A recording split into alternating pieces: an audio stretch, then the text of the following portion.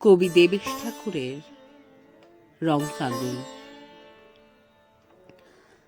দোলের দিন পলাশ ফুল শুকিয়ে করতাম হলুদ রং, অপরাজিতার পাতা বেটে সবুজ, আর গিরিমাটি ঘষে লাল।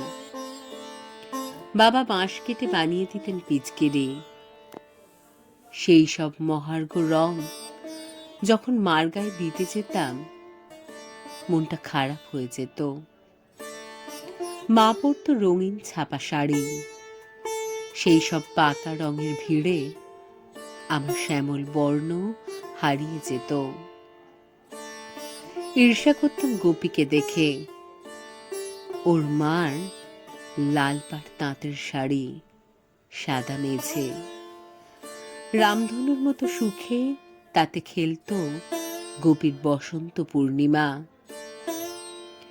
অভিমান করে মাকে বলেছিলাম, তুমি যদি সাদা শাড়ি না পরো, আমি আর দোল খেলতে চাই না।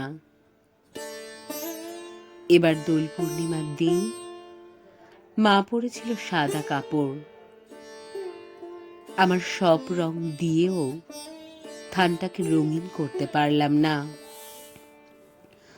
মার গা থেকে সব রং পিচকিরিতে শুষে বাবা গেছেন রামধনুর কাছে।